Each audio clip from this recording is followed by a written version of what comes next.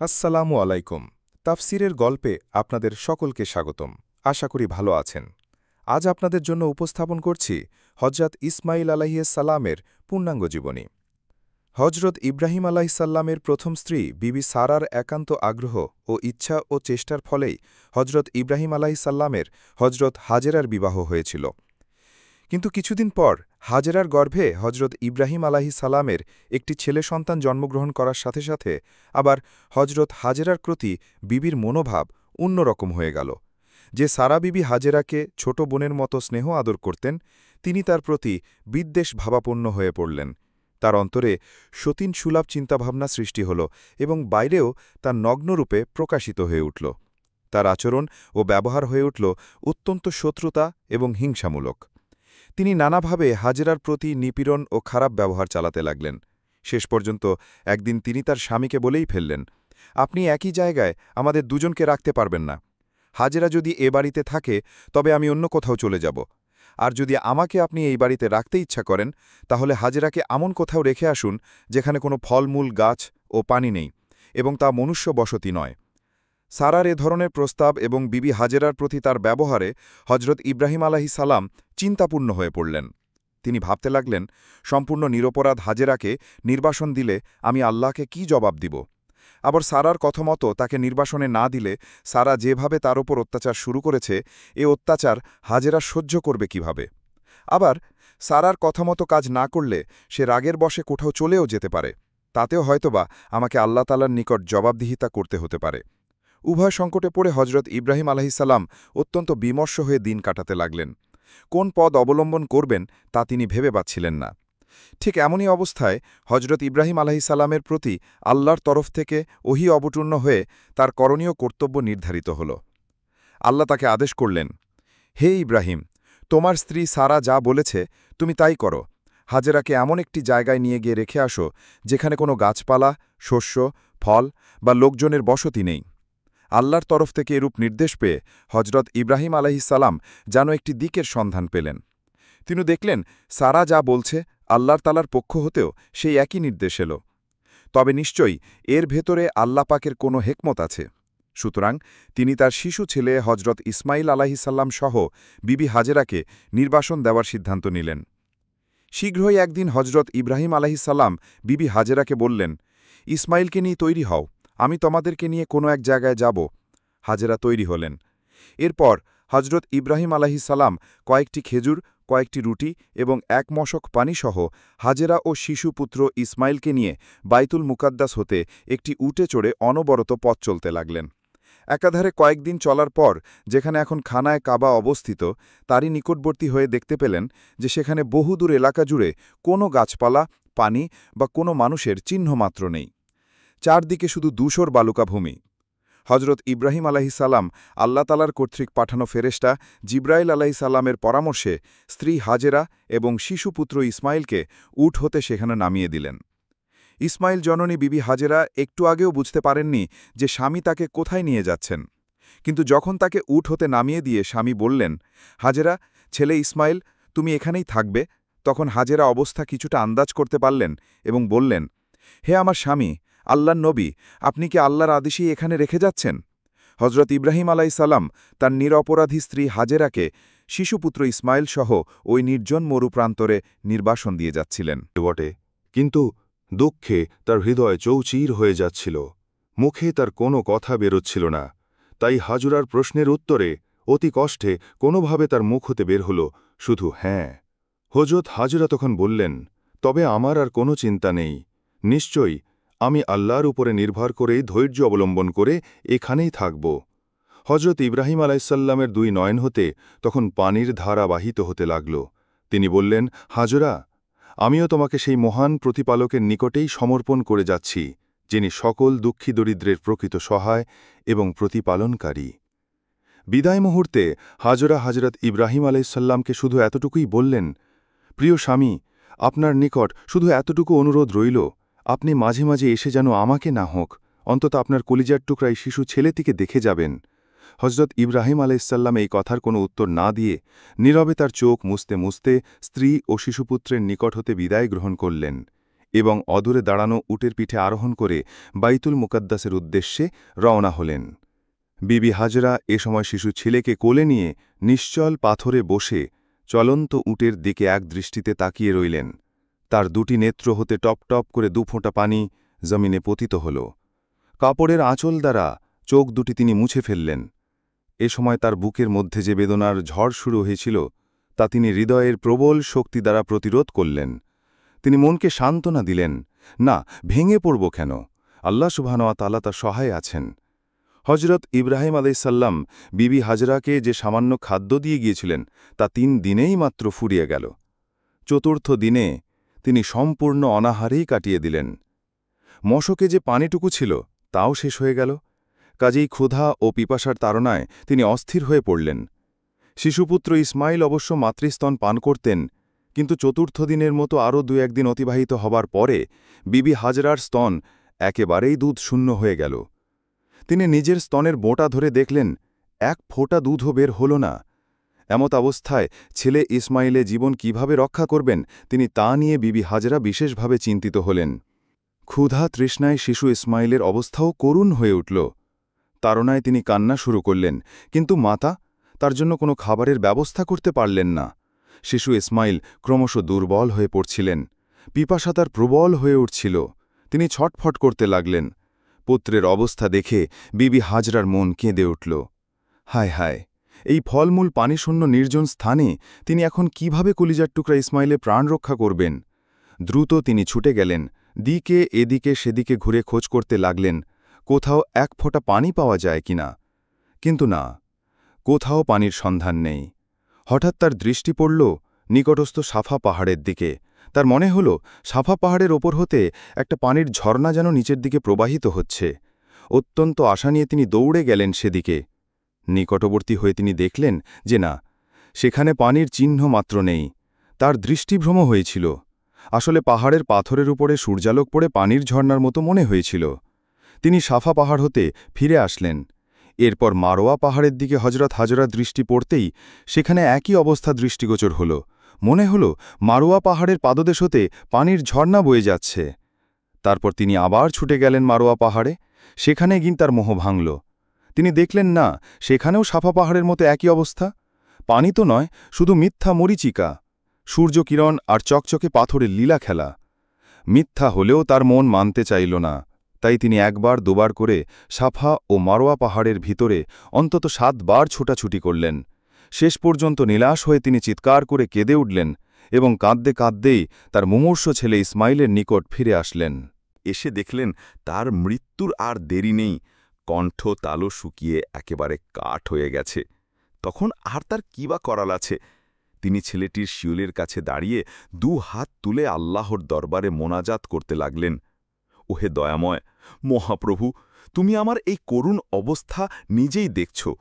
তোমার নিকট কোনো কিছুই অদৃশ্য বা গোপন নয়। তুমি সর্বশক্তিমান। তুমি যা ইচ্ছা তাই করতে পারো। তোমার নিকট আমার আকুল মিনতি। হে মাবুদ, তুমি যে কোনো প্রকারেই হোক আমাকে একটু পানির ব্যবস্থা করে দাও এবং আমার নিষ্পাপ ছেলেটির প্রাণ রক্ষা করো।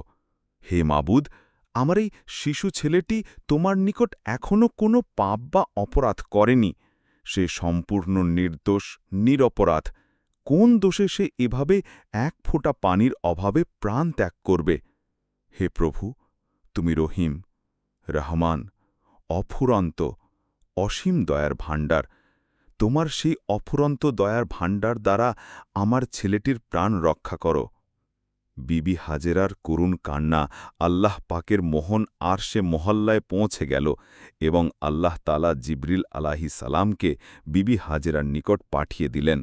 জিবরিল আলাইহিস সালাম এসেই শিশু ইসমাইল আলাইহিস সালাম যেখানে ভূমির ওপর শায়িত ছিল তার পাদদেশ নাড়ালেন এবং জমিনের ওপরে সজোরে একটি পদাঘাত করলেন, আর সঙ্গে সঙ্গে সেখানকার মাটি সরে গিয়ে একটি গভীর গর্তের সৃষ্টি হল।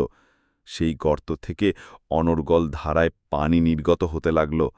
জিবরাইল আলাইহিস সালাম হাজরাকে লক্ষ্য করে বললেন, হে নবী সহধর্মিনী, এই পানি আপনার ছেলেকে পান করান এবং আপনিও পান করে তৃপ্তি লাভ করুন। আল্লাহর রহমতে এ পানির বরকতে ক্ষুধা ও তৃষ্ণা উভয় দূরীভূত হবে, কেননা এই পবিত্র পানি করুণাময় আল্লাহ তালার পানীয়, আর এই পানীয়র স্রোত ধারা কোনো দিনই শেষ হবে না। হজরত হাজেরা প্রথমে তার ছেলেকে পানি পান করালেন, তারপর নিজেও প্রাণ ভরে তা পান করলেন। তারপর উক্ত কুয়ার চারদিকে বাঁধ দিয়ে পানি আটক করে রাখলেন। এই কূপটির নাম হল জমজম কূপ। হজরত হাজেরা পুত্রের জন্য পানির সন্ধান করতে গিয়ে যে ৭ বার সাফা মারওয়া পাহাড়ে দৌড়াদৌড়ি করেছিলেন, তারই সেই পূর্ণ স্মৃতিকে পরম শ্রদ্ধায় চিরজাগরুক ও স্মরণীয় রাখার জন্য দুনিয়ার অসংখ্য মুসলিম প্রতি বছর খানায় কাবায় হজের উদ্দেশ্যে গমন করে ৭ বার সাফা ও মারওয়া পাহাড়ে দৌড়িয়ে থাকেন, আর তারা সকলেই পবিত্র জমজম কূপের পানি পান করে তৃপ্তি লাভ করেন। এরপর বিবি হাজেরা তার ছেলেসহ কয়েকদিন শুধু জমজম কূপের পানি পান করেই কাটিয়ে দিলেন। তারপর সহসা হজরত জিব্রাইল আলাহিসাল্লাম এসে বিবি হাজেরাকে বেহেশতে কিছু খেজুর এবং খুরমা দিয়ে বললেন, এগুলো ভক্ষণ করে এর বিচিগুলো জমজম কূপের চারদিকে ছড়িয়ে দিবেন। আল্লাহর অসীম রহমতে অতি অল্প দিনের মধ্যেই এতে গাছ উৎপন্ন হয়ে তাতে ফল ধরবে। বিবি হাজেরা তাই করলেন। তিনি ওই ফলগুলো খেয়ে তার বিচিগুলো সবই মাটিতে লাগিয়ে দিলেন। বাস্তবেই খুব অল্প দিনের মধ্যেই তা হতে গাছ উৎপন্ন হল এবং আল্লাহ সুবহানা তালার কুদরতে অচিরেই তা ফুলে ফলে পরিপূর্ণ হয়ে গেল। বিবি হাজেরার এতদিন বাস করার জন্য কোনো ঘর ছিল না। শিশু ছেলেটি সহ উন্মুক্ত আকাশের নিচেই তিনি বাস করতেন। এবার তিনি খেজুরের ডাল পাতা দ্বারা একখানা কুঁড়ে ঘর তৈরি করে তাতেই থাকতে লাগলেন। হাজেরার এখন আর পানাহারের কোনো অসুবিধা নেই। প্রয়োজন মতো খুরমা খেজুর আহার করেন এবং জমজম কূপের পানি পান করেন এবং নিজের তৈরি খেজুর পাতার ঘরে বসবাস করেন। আল্লাহর রহমতে তার ছেলেটিকে নিয়ে তিনি এখন নিশ্চিন্তে দিন কাটাচ্ছেন। লক্ষ্য করলে একটি জিনিস আমাদের চোখে পড়বে, তা হল হজরত ইব্রাহিম আলাহিসাল্লামের সমস্ত জীবনটি নানা ধরনের পরীক্ষার মধ্য দিয়ে অতিবাহিত হওয়া। কমবেশি পরীক্ষার মধ্য দিয়ে প্রায় সকল নবীকেই উত্তীর্ণ হতে হয়েছে, কিন্তু জীবনের প্রথম হতে বিভিন্ন পর্যায়ে বারবার নানা ধরনের কঠিনতম পরীক্ষায় আল্লাহ তাআলা কেবলমাত্র হজরত ইব্রাহিম আলাহিসাল্লামকে লিপ্ত করেছেন। বারবার এই ধরনের বিভিন্ন প্রকার অসম্ভব পরীক্ষার সম্মুখীন আর কোনো নবীকেই হতে হয়নি। হজরত ইব্রাহিম আলাইসাল্লাম খালিলুল্লাহ অর্থাৎ আল্লাহর বিশেষ প্রিয় বন্ধু উপাধিটি এমনি এমনি লাভ করেননি, বরং এই কঠিন পরীক্ষাগুলোর মাধ্যমে তিনি অতি ভালোভাবেই সাফল্য অর্জন করেছিলেন। তাকে আল্লাহ তাআলা তার পরেই এই অসাধারণ উপাধি দ্বারা ভূষিত করেছিলেন।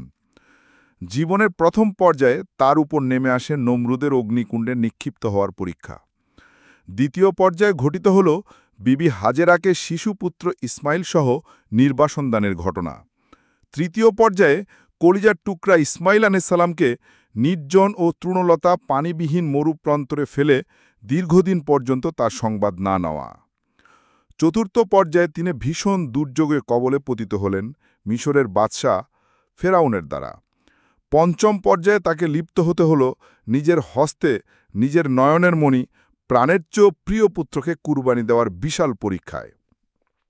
বলাই বাহুল্য, এই পরীক্ষাগুলির মধ্য দিয়েই হজরত ইব্রাহিম আলাইহিসসালামকে আল্লাহ সুবহানাহু ওয়া তাআলা খাঁটি স্বর্ণকে আগুনে পুড়িয়ে নেওয়ার মতোই করেছিলেন। হজরত ইব্রাহিম আলাইহিসসালাম তার স্ত্রী বিবি হাজেরা সহ শিশুপুত্র ইসমাইল আলাইহিসসালামকে নির্জন মরুর বুকে খাদ্য পানীয় ছাড়াই নির্বাসিত করে গেলেন। যাবার কালে প্রতিশ্রুতি দিয়ে গেলেন, মাঝে মাঝে এখানে এসে তিনি স্ত্রী পুত্রকে খোঁজখবর নিয়ে যাবেন। কিন্তু আল্লাহর ইচ্ছা ছিল তার বিপরীত। আল্লাহর ইচ্ছাকে আল্লাহ বিবি সারার মাধ্যমেই প্রতিফলন ঘটালেন। সুতরাং যতবারই হজরত ইব্রাহিম আলাইহিসসালাম তার প্রিয় স্ত্রী পুত্রের আকর্ষণে ও প্রতিশ্রুতি রক্ষার খাতিরে সেখানে আসতে চেয়েছিলেন, ততবারই বাধাপ্রাপ্ত হয়েছিলেন যে না, সেখানে যাওয়া চলবে না। এদিকে কিন্তু বিবি হাজেরাও তার স্বামীর আগমন আশায় পথ পানে চেয়ে প্রায় নিরাশ হয়ে পড়ছিলেন। শেষ পর্যন্ত তিনি ধারণা করছিলেন যে না, আর তার স্বামী এখানে পদধূলি দান করবেন না। তিনি হতভাগিনীকে হয়তো হৃদয় থেকে মুছে ফেলেছেন। হয়তো স্বামীর নিকটে তিনি এমন কোনো অপরাধ করেছিলেন যার কারণে তিনি তাকে দেখতে চান না।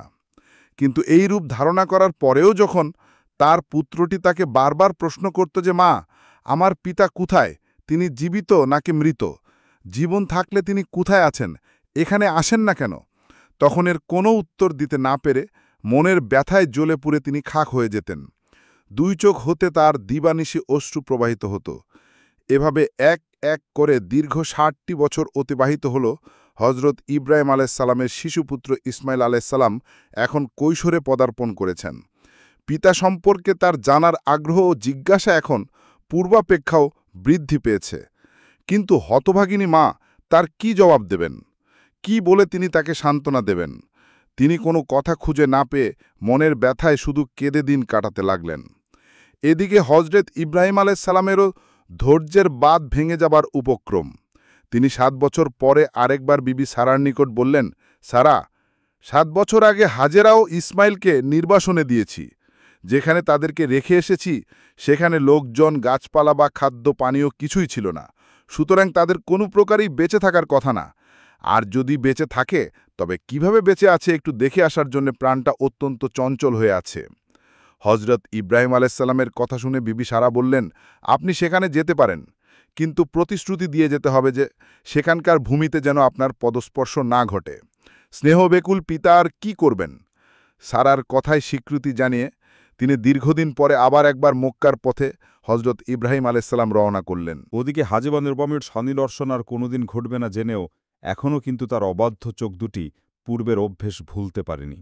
এখনও সেই অবাধ্য চোখ দুটি পূর্বের সেই পথের দিকেই চেয়ে থাকে, যে পথ দিয়ে হজরত ইব্রাহিম আলাহিসাল্লামের উটটি তাকে বহন করে সিরিয়ার দিকে নিয়ে চলছিল। সেই পথের সুদূর প্রান্তপানে দৃষ্টি মেলে থাকেন তিনি। একদিন বিবি হাজেরার চোখ দুটি ওই পথপানে চেয়েছিল। সহসা একটি দৃশ্য তার চোখের সামনে ভেসে উঠল। বিবি হাজেরা দেখলেন একটি উট যেন পিঠে জনৈক আরোহী নিয়ে সামনের দিকে এগিয়ে আসছে। তিনি আর দৃষ্টি নামাতে পারলেন না, ওদিকে চেয়েই রইলেন। ক্রমেই দৃশ্য স্পষ্ট থেকে স্পষ্টতর হয়ে উঠছিল। বহুদিন হাজেরা এভাবেই এ পথে বহু উটের আরোহীকে আসতে দেখেছিলেন, কিন্তু আজ যেন তিনি মনের মধ্যে একটি উত্তেজনা অনুভব করছেন। কিন্তু আজ হৃদয়ে স্পন্দন আরও বহুগুণ বেড়ে গেছে। তার অন্তরে বারবার শুধু একই প্রশ্ন জাগছে, কে ওই উটের আরোহী যে এই দিকে আসছে? অল্পক্ষণের মধ্যেই উট আরও নিকটবর্তী হল। তখন অপলক দৃষ্টিতে কিছুক্ষণ নিরীক্ষণ করার পরে বিবি হাজেরা স্পষ্টত বুঝতে পারলেন যে হ্যাঁ, যার কামনা এরূপ অপেক্ষায় নারীর স্পন্দন বৃদ্ধি পেয়েছে, এই তিনিই বটে। দীর্ঘদিন পরে হলেও তার এই হারানো স্বামী যে ফিরে এসেছেন, তিনি আর ধৈর্য রাখতে পারলেন না। মাঠে তখন বহু কৃষক কর্মরত ছিলেন। তাদের মধ্য দিয়েই তিনি প্রাণপ্রিয় স্বামীর নিকট ছুটে চললেন এবং গিয়ে আগমনরত উটের কাছে পৌঁছলেন। কিছুক্ষণ কারো মুখে কোনো কথা নেই, যেন মহাবিস্মিতের মতো একদৃষ্টে উভয়ের পানে তাকিয়ে রইলেন। কিছুক্ষণ একইভাবে কাটানোর পর বিবি হাজেরা উটের পাশে আরও এগিয়ে গিয়ে পরম ভক্তি ও আবেগের সাথে স্বামীর পদধূলি গ্রহণ করলেন। এরপর তিনি প্রথম নীরবতা ভঙ্গ করে বললেন, প্রিয়তম, এতদিন পরে কি আপনার এই তুচ্ছ দাসীর কথা মনে হল? কিন্তু আমি হতভাগিনী আপনাদের কি দিয়ে অভ্যর্থনা করব? বিবি হাজেরার বাকরুদ্ধ হওয়ার অবস্থা। তিনি আর কিছু বলতে পারলেন না। কাঁদতে কাঁদতে তার যে অশ্রু একেবারে শুকিয়ে গিয়েছিল, সহসা এই মুহূর্তে সেই চক্ষুদল হতেই যেন বাঁধ ভাঙা স্রোতের ন্যায় অশ্রুর বন্যা প্রবাহিত হল। এবার হজরত ইব্রাহিম আলাহিসাল্লাম নিজেকে সামলাতে পারলেন না। তার নয়ন দুটি প্রবল অশ্রুধারে ভারাক্রান্ত হল। এই সময়কার দৃশ্য কি যে করুণার মর্মান্তিক রূপ লাভ করল, তা ভাষায় প্রকাশ করা কঠিন। কিছুক্ষণ পর্যন্ত কারো মুখ হতে কোনো কথা বের হল না। শেষে একটু প্রকৃতস্থ হবার পরে বিবি হাজেরাই প্রথম নীরবতা ভঙ্গ করলেন। তিনি স্বামীর কুশলাদি জিজ্ঞাসা করলেন। হজরত ইব্রাহিম আলাহিসাল্লাম উত্তর দিয়ে হাজেরার কাছে তার নিজের এবং পুত্রের কুশলাদি জানতে চাইলেন। বিবি হাজেরা তাদের কুশল বার্তা জানিয়ে বললেন, চলুন প্রিয়তম, এবার দাসের জীর্ণ কুটিরে পদার্পণ করে উহাকে ধন্য করুন এবং পবিত্র করুন। কথা বলে তিনি স্বামীর উটের লাগাম ধরে সম্মুখে অগ্রসর হলেন। উঁটও তার সাথে সাথে চলল। বিবি হাজেরা বলতে লাগলেন, আল্লাহর অসীম অনুগ্রহ ও আপনার দোয়ায় নির্জন ধূসর মরুভূমি ফল, মূল, শাকসবজি ও বিভিন্ন রকম শস্যাদিতে পরিপূর্ণ এক বিরাট লোকালয়ে পরিণত হয়েছে। কিন্তু কেবল আপনার এই দাসের অন্তর আজও শুধুমাত্র আপনার পদশূন্যতার কারণে মরুভূমির মতোই রয়ে গেছে।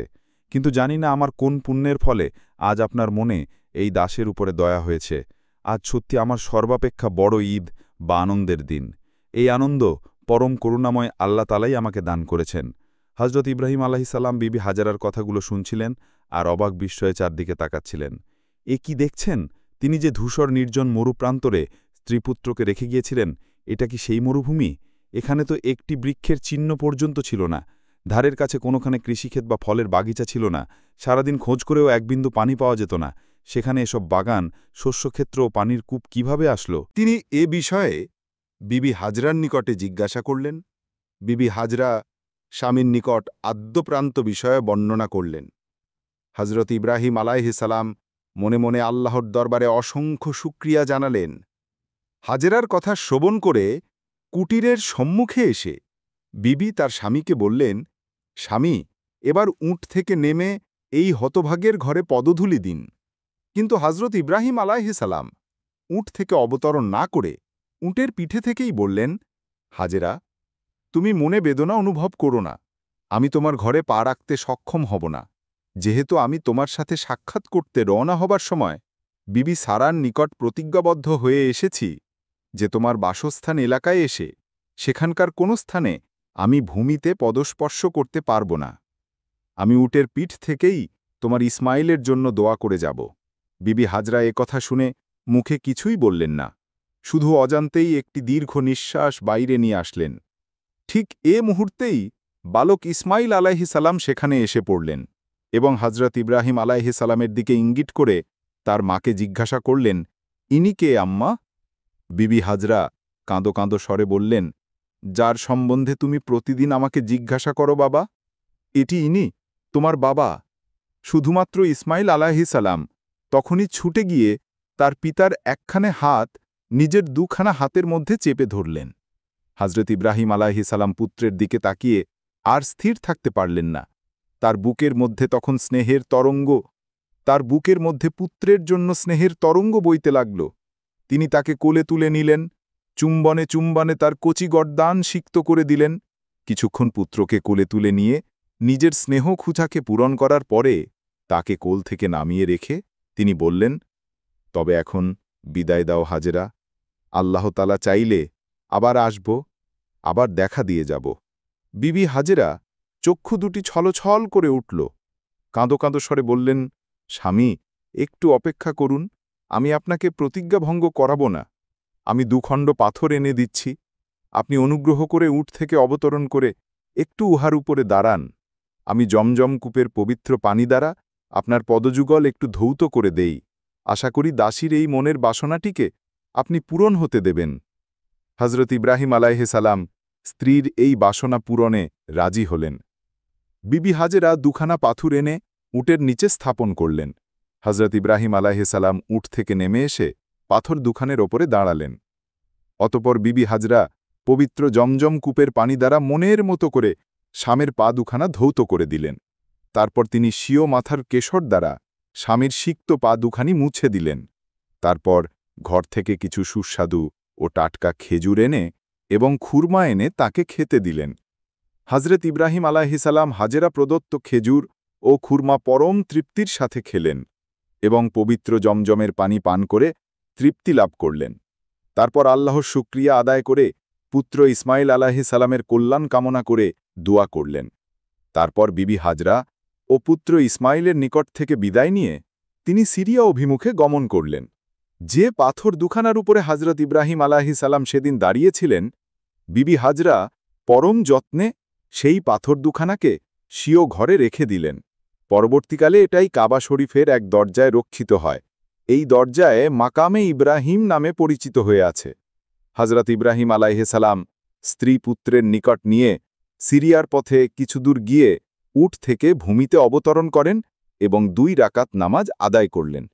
তৎপর দুহাত তুলে পুনরায় পুত্র ইসমাইল আলাইহিসালামের ভবিষ্যৎ মঙ্গল কামনা করে আল্লাহর দরবারে প্রার্থনা করলেন। আল্লাহ তাআলা তা মঞ্জুর করলেন। এই ঘটনাটি সম্পর্কে পবিত্র কোরআনে উল্লেখিত আছে। আল্লাহ পাক হজরত ইব্রাহিম আলাইহিসালামকে বলেছিলেন, নিশ্চয়ই আমি তাকে মানবগণের নেতা বানাব। হজরত ইব্রাহিম আলাইসাল্লাম বললেন, আমার সন্তানগণের মধ্যে হতেই। আল্লাহ বললেন, বানাবই, তবে আমার অঙ্গীকার অত্যাচারীদের উপরে প্রযোজ্য হবে না। এটা উল্লেখিত হয়েছে কোরআনে পাকের সূরা বকারার 124 নম্বর আয়াতে। অন্যত্র বলা হয়েছে, যখন হজরত ইব্রাহিম আলাইসাল্লাম বলেছিলেন, হে আমার প্রতিপালক, এই শহরকে শান্তিপূর্ণ করো এবং আমার বংশধরদেরকে মূর্তি পূজা থেকে রক্ষা করো। হে আমার প্রতিপালক, নিশ্চয়ই তারা মানুষদের অনেককেই বিপদগামী করেছে। অতঃপর যে আমার অনুসরণ করে, ফলত সে নিশ্চয়ই আমার, এবং যে আমাকে অমান্য করে তবে নিশ্চয়ই আমি ক্ষমাশীল দয়াময়। উল্লিখিত প্রার্থনার জবাবে আল্লাহ সুবহানাহু ওয়া তাআলা হযরত ইব্রাহিম আলাইহিস সালামকে সান্ত্বনা প্রদানের উদ্দেশ্যে বললেন, হে ইব্রাহিম, আমি তোমার এবং তোমার পূর্বপুরুষগণের প্রতিপালক। তোমাকে প্রাচুর্যে ভরিয়ে দেব, তুমি জাতির জনক হবে। তোমার বংশাবলীকে সমগ্র ভূখণ্ড দান করব, তাদের বংশধার সারা দুনিয়ায় ছড়িয়ে পড়বে। তোমার পুত্র ইসমাইল নিশ্চয়ই আমার প্রিয় বন্দাগণের অন্তর্ভুক্ত হবে, তাকে আমি বিশেষ কল্যাণ ও অশেষ সম্মানের অধিকারী করব। তার বংশধরগণ সমগ্র দুনিয়ার খ্যাতি ও বিস্তৃতি লাভ করবে। হজরত ইব্রাহিম আলাইহিসসালাম অসংখ্যবার আল্লাহর শুকরিয়া আদায় করে সেখান থেকে সিরিয়ায় পৌঁছে বিবি সারাকে সঙ্গে নিয়ে বাইতুল মুকদ্দাসে চলে গেলেন এবং সেখানে আল্লাহর দ্বীন প্রচার করতে শুরু করেন। এ সময় মাঝে মাঝে তিনি তার পুত্র ইসমাইল ও হাজেরার সঙ্গে সাক্ষাৎ করার জন্য মক্কায় আগমন করতেন। একে তো হজরত ইসমাইল আলাইহিসসালাম ছিলেন হজরত ইব্রাহিম আলাইহিসসালামের প্রথম ছেলে, তদুপরি জন্মের পরেই দুগ্ধপোষ্য শৈশবাবস্থায় তিনি সৎমায়ের প্ররোচনায় পিতা কর্তৃক দুঃখিনী মাতার সাথে পিতৃনিবাস হতে বহুদূরে এক নির্জন প্রান্তরে নির্বাসিত হয়ে করুণ জীবনযাপন করছিলেন। দীর্ঘদিন ধরে হজরত ইব্রাহিম আলাইহিসসালাম বাহ্যিকভাবে যদিও এই সন্তান ইসমাইলের খোঁজখবর রাখেননি, কিন্তু তার অন্তর্জুড়ে ছিল সন্তানটির জায়গা। তিনি তাকে সবচেয়ে বেশি ভালোবাসতেন। তার জন্য তিনি দূরে বসেও সবসময় কেঁদে কাটাতেন। তবে সে ভালোবাসার মোকাবেলায় তিনি আল্লাহকে কিরূপ ভালোবাসেন সেটা পরীক্ষা করার জন্য আল্লাহ তাআলা একটি ঘটনার উদ্ভব করিয়েছিলেন। হজরত ইসমাইল আলাইহিসসালামের ৯ বছর বয়সে যখন কৈশোরে উপনীত হয়েছেন, এ সময় হজরত ইব্রাহিম তার নির্বাসিত স্ত্রীপুত্রের খোঁজখবর নেওয়ার জন্য মক্কায় আসেন, আর সে আগমন তারিখটি ছিল ৮টি জিলহাজ। হজরত ইব্রাহিম আলাইহিসসালাম ওই তারিখটাতে একটি স্বপ্ন দেখলেন। তিনি দেখলেন আল্লাহ রাব্বুল আলামিন তাকে আদেশ করেছেন তার পুত্র ইসমাইল আলাইহিসসালামকে কুরবানি করার জন্য। হজরত ইব্রাহিম আলাইহিসসালাম অত্যন্ত চিন্তায় পড়ে গেলেন, কিন্তু কিছুই করার নেই, কারণ আল্লাহ তাআলার আদেশ অবশ্যই তাকে পালন করতে হতো, কারণ তিনি সবকিছুর চেয়ে আল্লাহ তাআলাকে বেশি ভালোবাসেন এবং তাকেই একমাত্র ইলাহ বলে মনে করেন। এরপর তিনি ছেলেকে ডেকে বললেন, প্রিয় বৎস, আমি এক জায়গায় দাওয়াত খেতে যাব, তুমি আমার সঙ্গে চলো। পিতার কথায় খুবই আনন্দিত হয়ে হজরত ইসমাইল আলাইহিসসালাম তার মায়ের নিকট গিয়ে বললেন, আম্মা, আমি আব্বার সঙ্গে দাওয়াত খেতে যাব। বিবি হাজেরা স্বামীর নিকটে জিজ্ঞাসা করলেন, ইসমাইল বলছে যে তাকে নিয়ে দাওয়াত খেতে যাচ্ছেন, সত্যি নাকি? হজরত ইব্রাহিম আলাইহিসসালাম বললেন, হ্যাঁ, তুমি তাকে গোসল করিয়ে নতুন কাপড় পরিয়ে সাজিয়ে দাও। বিবি হাজেরা পুত্রকে গোসল করিয়ে নতুন কাপড় পরিয়ে তাকে পিতার হাতে সুপর্দ করলেন আর বললেন, প্রিয় স্বামী, এ বয়স পর্যন্ত ইসমাইলকে কখনো আমি আমার চোখের আড়াল করিনি, কারু সাথে কোথাও পাঠাইনি।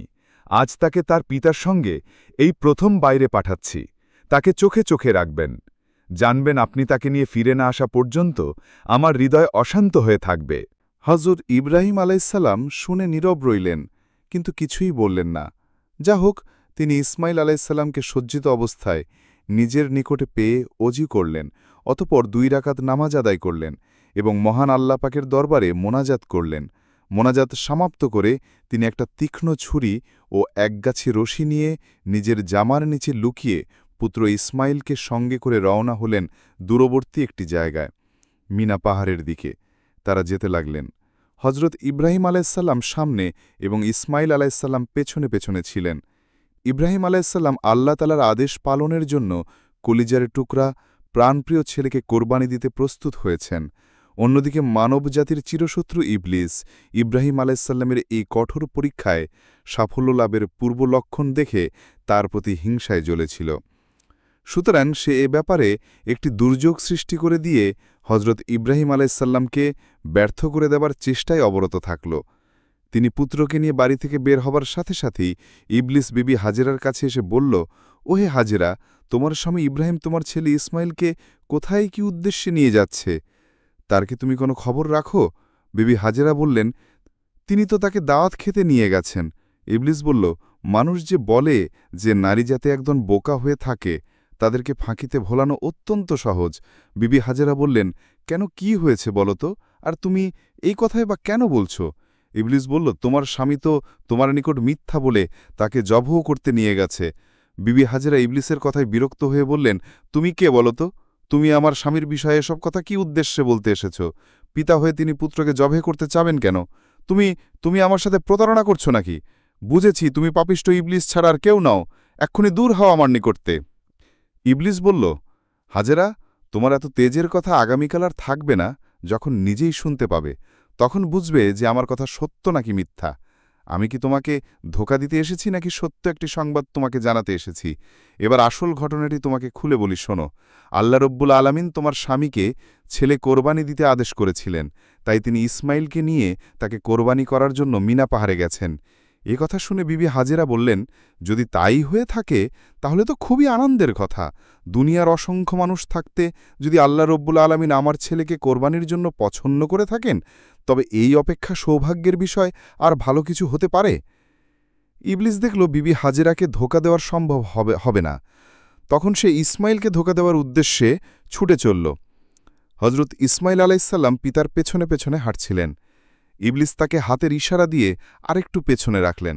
হজরত ইব্রাহিম আলাইসাল্লাম পেছনের দিকে লক্ষ্য না করে সামনে বেশ একটু এগিয়ে গেলেন। ইবলিস এই সুযোগে ইসমাইলকে বলল, ওরে নির্বোধ বালক, তুমি তোমার পিতার সাথে কোথায় চলছ বলতে পারো? ইসমাইল আলাইসাল্লাম বললেন, জিয়াপদ খেতে। ইবলিস বলল, তোমার পিতা তোমার সাথে প্রতারণা করেছে, তোমাকে তো নিয়ে চলেছে হত্যা করার জন্য।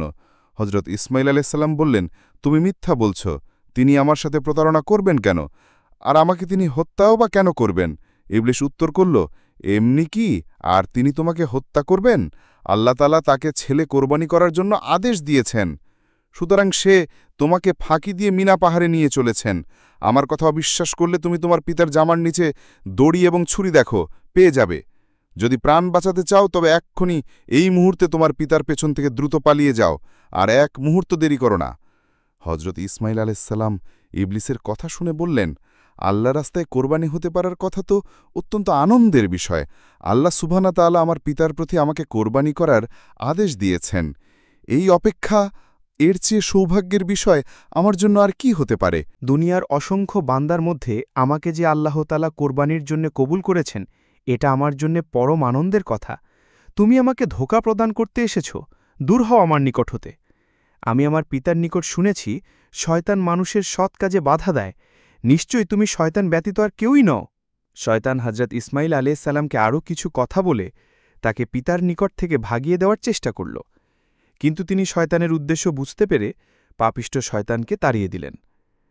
এই ঘটনারই স্মৃতি রক্ষার্থে এখনও মুসলিমগণ মক্কায় হজ করতে গিয়ে নির্দিষ্ট জায়গায় শয়তানের উদ্দেশ্যে প্রস্তর নিক্ষেপ করে থাকে। ইবলিসের সাথে কথা বলতে বলতে ইসমাইল আলাইহিসসালাম পিতার নিকট থেকে অনেকটা পেছনে পড়ে গিয়েছিলেন এবং ইতিমধ্যেই ইব্রাহিম আলাইহিসসালাম অনেকটা এগিয়ে গিয়েছিলেন।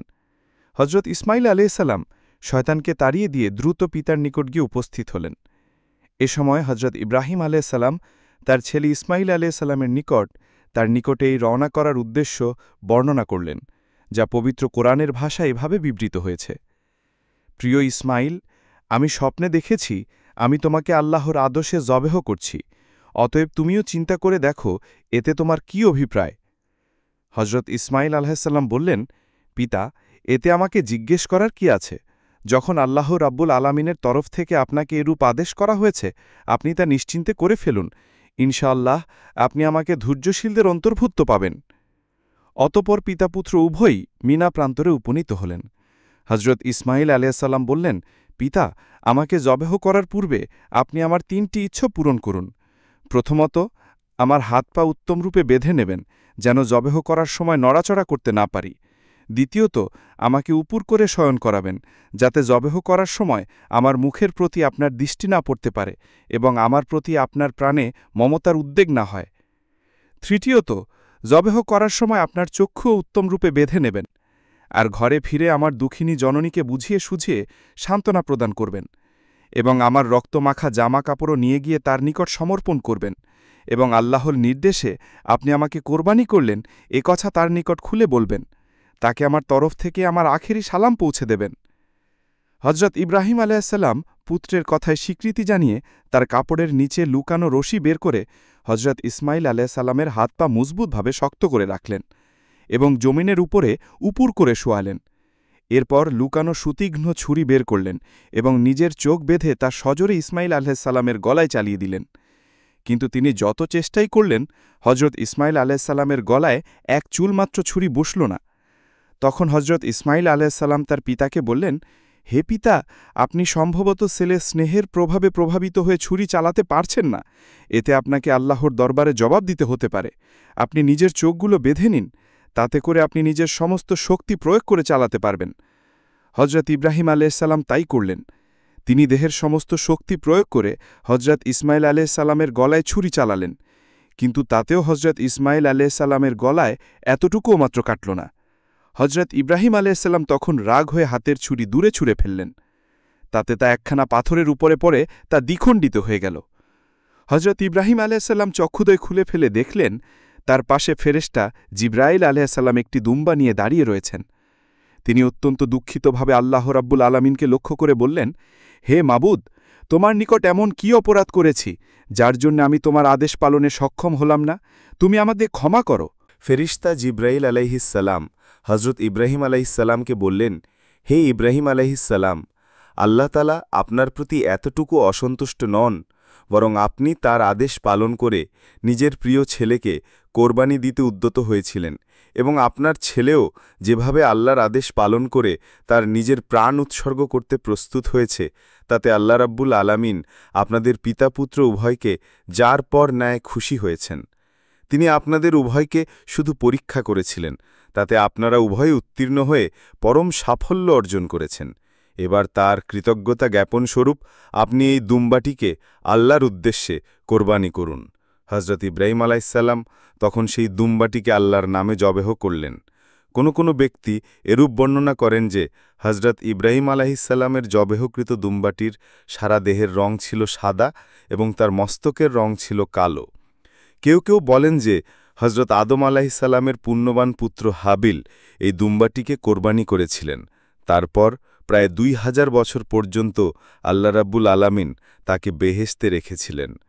পরে হজরত ইব্রাহিম আলাইসাল্লাম কর্তৃক পুনরায় কুরবানি করার জন্য ফেরেশতা জিব্রাইল আলাইসাল্লাম কর্তৃক তাকে দুনিয়ায় প্রেরণ করেছিলেন।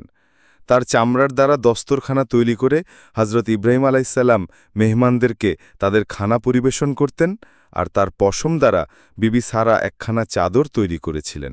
হজরত ইব্রাহিম আলাইসাল্লাম এই চাদরখানা তাবুতে সাকিনার ভিতরে রেখে দিয়েছিলেন। পরবর্তীকালে ফেরেশতা জিব্রাইল আলাইসাল্লামও ও চাদরখানা শেষ নবী হজরত মোহাম্মদ সাল্লাল্লাহু আলাইহি ওয়াসাল্লামকে অর্পণ করেছিলেন এবং তিনি তা দ্বারা খিরকা তৈরি করে পরিধান করার জন্য আমিরুল মুমিনিন হজরত ওমর রাদিয়াল্লাহু আনহুকে দান করেছিলেন। হজরত ইব্রাহিম আলাইসাল্লাম নিজের পুত্র হজরত ইসমাইল আলাইহিসসালাম সহ কাবাঘর নির্মাণকালে আল্লাহ রাব্বুল আলামিনের নিকট দোয়া করেছিলেন, হে আমাদের প্রতিপালক, এ খেদমতটি আমাদের নিকট হতে কবুল করুন। নিশ্চয়ই আপনি সর্বশ্রোতা ও মহাজ্ঞানী। সঙ্গে সঙ্গে তিনি আল্লাহ রাব্বুল আলামিনের দরবারে দোয়াও করেছিলেন যে, হে আমাদের প্রতিপালক, আমরা এ দোয়া করছি যে আমাদেরকে আপনার খাঁটি উম্মত বানিয়ে নিন এবং আমাদের বংশধরদের মধ্যে আপনার অনুগত এক দল সৃষ্টি করুন, এবং আমাদেরকে আমাদের হজের এবং অন্যান্য বিষয়ের বিধানসমূহ আদেশ করে দিন এবং আমাদের প্রতি বিশেষ দৃষ্টি রাখুন। আপনি আমাদের তৌবা কবুল করুন। নিঃসন্দেহে আপনি তৌবা গ্রহণকারী এবং বিশেষ মেহেরবান।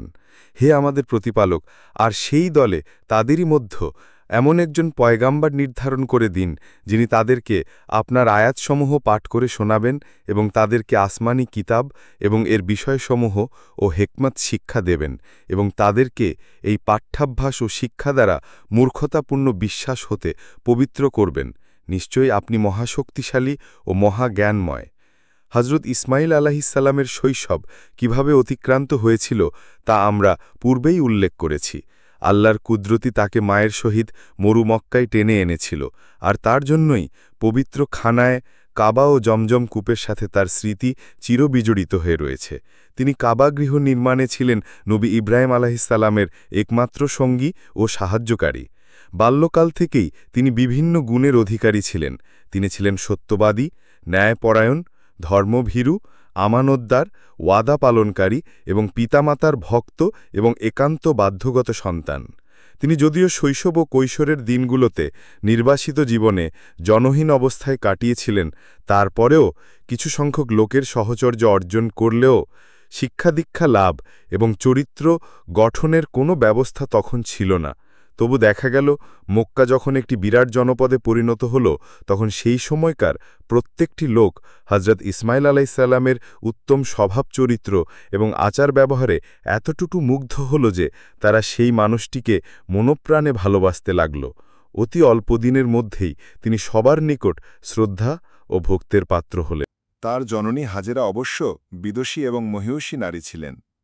তার নিকট থেকে হজরত ইসমাইল আলাইহিসসালাম যতদূর সম্ভব লেখাপড়া শিখেছিলেন এবং তার উত্তম চরিত্র গঠনেও এই জননেরই অবদান ছিল। বিবি হাজেরা একাধারে 52 বছরকাল স্বামী হজরত ইব্রাহিম আলাইহিসসালামের সহচর্যে থেকে যে অমূল্য শিক্ষা লাভ করেছিলেন, তারই প্রতিফলন হজরত ইসমাইল আলাইহিসসালামের জীবনে হয়েছিল। হজরত ইসমাইল আলাইহিসসালাম প্রথম যৌবনে পিতার নিকট থেকেও অবাধ জ্ঞান অর্জন করেছিলেন। তিনি নবুয়তপ্রাপ্ত হয়েছিলেন অবশ্য পিতার মৃত্যুর পর, কিন্তু তার পূর্বেই তিনি শিক্ষাদীক্ষা, অগাধ জ্ঞান এবং শ্রেষ্ঠ চরিত্রগুণে দেশের প্রতিটি মানুষের মন জয় করে নিয়েছিলেন। আর এজন্যই নবুয়ত লাভ করার পর সত্য ধর্ম প্রচার করতে তার মোটেও বেগ পেতে হয়নি। হজরত ইব্রাহিম আলাইহিসসালামের শেষ জীবনে একবার পুত্র ইসমাইল আলাইহিসসালাম তাকে জিজ্ঞাসা করলেন, বাবা, আপনি কোন গুণ দ্বারা আল্লাহর এতটা প্রিয় পাত্র হলেন? হজরত ইব্রাহিম আলাইহিসসালাম উত্তর করলেন, বৎস, আমি 3টি কাজ বেশি পছন্দ করে থাকি। এটাই আমার প্রতি আল্লাহ তাআলার অধিক খুশির কারণ। আশা করি তুমিও এই 3টি কাজ পালন করে চলবে। এর একটি হল এই যে আমি কোনোদিন নিজের রুজির জন্য চিন্তা করিনি, অর্থাৎ আগামীকাল কি আহার করব এই চিন্তা আমার হৃদয়ে কোনোদিন স্থান লাভ করেনি। দ্বিতীয়টি হল মেহমানকে না খাইয়ে আমি কখনো কিছু আহার করিনি। এভাবে একাধারে 7 দিন পর্যন্ত আমি অভুক্ত অবস্থায় মেহমানের জন্য প্রতীক্ষা করেছি। তৃতীয়টি হল এই যে পার্থিব কাজ ও পরলৌকিক কাজ কখনো একত্রে আমার সম্মুখে আসলে আমি সর্বদাই পারলৌকিক কাজে প্রাধান্য দিয়েছি এবং এটাই সম্পন্ন করেছি। তারপর সম্ভব হলে পার্থিব কাজ করেছি, আর তা না হলে সেটা করিনি। হজরত ইব্রাহিম আলাইহিসসালামের উপদেশ শ্রবণ করে হজরত ইসমাইল আলাইহিসসালাম বললেন, হে পিতা, আপনার এই 3টি কাজ আমার জীবনের প্রধান করণীয় রূপে আমি গ্রহণ করলাম। তিনি এটা শুধু মুখে বললেন না, সত্যই তিনি তার পিতার এই 3টি অভ্যাসকে নিজের অভ্যাসে পরিণত করলেন। কেবল এই 3টি নয়, বরং মহান পিতার সমস্ত গুণাবলী তিনি নিজের মধ্যে অর্জন করার চেষ্টা করলেন। পিতারই অনুরূপ এক শ্রেষ্ঠ নবীতে পরিণত হলেন তিনি। আর এ কারণেই হজরত ইসমাইল আলাইহিসসালামকে কিয়ামত পর্যন্ত মানুষ স্মরণ রাখবে। হজরত ইব্রাহিম আলাইহিসসালামের পরলোক গমনের পর ইসমাইল আলাইহিসসালাম প্রতি বছরই মক্কা থেকে সিরিয়া গমন করতেন পিতার মাজার জিয়ারত এবং কনিষ্ঠ ভ্রাতা হজরত ইসাক আলাইহিসসালামের সাথে দেখা সাক্ষাৎ করার জন্য। একবার তিনি কনিষ্ঠ ভ্রাতা হজরত ইসাক আলাইহিসসালামকে বললেন, দেখো, পিতার পরিত্যক্ত বাড়িঘর, ধন সম্পত্তি ও আসবাবপত্র সবই তোমাকে ছেড়ে দিয়েছি আমি। শুধু পিতার হাতের যে কোনো একটি বস্তু শুধুমাত্র মাতৃস্মৃতি চিহ্ন হিসেবে দাবি করছি, তুমি শুধু সেটাই আমাকে দাও। এ কথা শুনে ইসাক আলাইহিসসালাম বললেন, তুমি কি ভুলে গেছ যে পিতা তোমাকে শৈশবে পরিত্যাগ করে নির্বাসন দিয়েছিলেন? অতএব তুমি তার ত্যায্যপুত্র হিসেবে কোনো কিছুই দাবি করতে পারো না। হজরত ইসাক আলাইহিসসালামের কথায় হজরত ইসমাইল আলাইহিসসালাম মনে অত্যন্ত দুঃখ পেলেন, কিন্তু কোনরূপ প্রতিবাদ না করে চলে যাবার জন্য প্রস্তুত হলেন। এই মুহূর্তে ফেরেশতা জিবরাইল আলাইহিসসালাম এসে সেখানে উপস্থিত হলেন এবং হজরত ইসাক আলাইহিসসালামকে লক্ষ্য করে বললেন, জ্যেষ্ঠ ভ্রাতার প্রতি এরূপ অপমানজনক উক্তি করা আপনার জন্য শোভনীয় নয়। বিশেষত তিনি আপনার পিতার অধিক প্রিয় পাত্র এবং আল্লাহর নিকটও তার মর্যাদা অনেক বেশি। কেননা আল্লাহর প্রেরিত সকল নবীর মধ্যে শেষ নবী হজরত মুহাম্মদ সাল্লাল্লাহু আলাইহি ওয়াসাল্লাম হবেন সকলের সর্দার এবং তিনি হজরত ইসমাইল আলাইহিসসালামের বংশেই জন্মগ্রহণ করবেন। তারই নূর, যাকে নূরে মুহাম্মাদি বলা হয়ে থাকে, সেই নূরে মুহাম্মাদি হজরত ইসমাইল আলাইহিসসালামের ললাটে শোভা পাচ্ছে। অবশ্য আপনার বংশ হতে প্রায় 4 সহস্রাধিক নবী আবির্ভূত হবেন, কিন্তু আবার আপনার বংশধরগণ চিরদিনই হজরত ইসমাইল আলাইহিসসালামের বংশধরদের কাছে নতি স্বীকার করবে। এটা তো বুঝতেই পারছেন যে আখিরি নবীর মর্তবা কতটা উঁচুতে। ফেরেশতা জিবরাইল আলাইহিসসালামের মুখে এসব কথা শুনে হজরত ইসাক আলাইহিসসালামের ভুল ভাঙল। তিনি তখন এত বেশি ক্রন্দন করলেন যে তার চোখ থেকে অশ্রু ঝরতে ঝরতে তিনি অন্ধ হয়ে গেলেন। এই অন্ধ অবস্থাতেই আল্লাহ রব্বুল আলামিনের নিকট ক্রন্দন করে জ্যেষ্ঠ ভ্রাতার মনে ব্যথা দেবার জনিত কাজের জন্য ক্ষমা চাইতে লাগলেন। আল্লাহ সুবহানাহু ওয়া তাআলা তাকে মার্জনা করে পুনরায় তার নিকট ফেরেশতা জিবরাইল আলাইহিসসালামকে প্রেরণ করলেন। জিব্রাইল আলাইহিসসালাম এসে হজরত ইসহাক আলাইহিসসালামকে বললেন, আল্লাহ আপনাকে ক্ষমা করেছেন। এখন বলুন, আপনি কি আপনার চক্ষুদয়কে এখনই আরোগ্য করতে চান? তাহলে আল্লাহ রাব্বুল আলামিন এখনই আরোগ্য করে দেবেন। আর যদি তা না চান, তবে ওই চক্ষু দ্বারা কিয়ামতে আপনি দিদারে এলাহি সর্বাপেক্ষা বেশি লাভ করবেন। এখন কোন পথ অবলম্বন করবেন ভেবে দেখুন। হজরত ইসহাক আলাইহিসসালাম বললেন, হে আল্লাহর দূত, চক্ষু আরোগ্য করিয়া আমার কি লাভ হইবে বলুন? দিদারে ইলাহি আমার কাম্য, আমি ইহা বেশি করিয়া পাইতে চাই। ফেরেশতা জিব্রাইল আলাইহিসসালাম তার কথায় অত্যন্ত খুশি হয়ে সেখান থেকে বিদায় গ্রহণ করলেন। হজরত ইব্রাহিম আলাইহিসসালামের 4 জন পুত্রের মধ্যে হজরত ইসমাইল ও হজরত ইসহাক আলাইহিসসালাম এই দুজনই নবুয়ত লাভ করেছিলেন। হজরত ইসমাইল আলাইহিসসালাম প্রথমে এবং হজরত ইসহাক আলাইহিসসালাম পরে নবুয়ত প্রাপ্ত হয়েছিলেন। হজরত ইসমাইল আলাইহিসসালাম পিতা হজরত ইব্রাহিম আলাইহিসসালামের মৃত্যুর পর প্রতি বছর একবার তার কবর জিয়ারত করতে সিরিয়া আগমন করতেন। সেখানে ভাই হজরত ইসহাক আলাইহিসসালামের সাথে দেখা সাক্ষাৎ করে আবার মক্কায় ফিরে আসতেন। তিনি মক্কা শরীফে একটি সম্ভ্রান্ত পরিবারে বিয়ে করেছিলেন এবং তার স্ত্রীর গর্ভে 12টি সন্তান জন্মগ্রহণ করেছিল। নবুয়ত প্রাপ্তির পর হজরত ইসহাক আলাইহিসসালাম মক্কা ও তার পশ্চিমাঞ্চলীয় দেশগুলোতে ধর্মপ্রচার কাজে মনোনিবেশ করলেন। তিনি সেখানে প্রায় সুদীর্ঘ 50 বছরকাল এ কাজে রত ছিলেন। তার ধর্মপ্রচারের ফলে এ সকল দেশের অসংখ্য লোক মূর্তিপূজা বাদ দিয়ে সত্য ধর্ম গ্রহণ করেছিল। তার আমলে ওই সমস্ত দেশে একমাত্র খাঁটি ধর্ম ছাড়া কোনরূপ মিথ্যা ধর্মের অস্তিত্ব ছিল না। বলা চলে, হজরত ইব্রাহিম আলাইহিসসালামের গুণাবলী ও বৈশিষ্ট্য সম্পর্কে পবিত্র কুরআনে এরূপ বিবৃত হয়েছে, তিনি ছিলেন সত্যিকারের ওয়াদা পালনকারী এবং তিনি ছিলেন নবী ও রসুল। তিনি পরিবার পরিজনকে নামাজ ও জাকাত আদায়ের জন্য আদেশ করতেন, আর তিনি আল্লাহ পাকের নিকট ছিলেন অত্যন্ত পছন্দনীয়। কথিত আছে যে তিনি একবার একটি লোকের নিকট এরূপ ওয়াদা করেছিলেন যে তুমি এখানে ফিরে না আসা পর্যন্ত আমি তোমার জন্য এখানে অপেক্ষা করব। লোকটি শীঘ্রই প্রত্যাবর্তন করবে বলে সেখানে অন্যত্র চলে গেল, কিন্তু আজকাল বলতে বলতে সে দীর্ঘ 1 বছর কালের মধ্যেও আর ফিরে আসল না।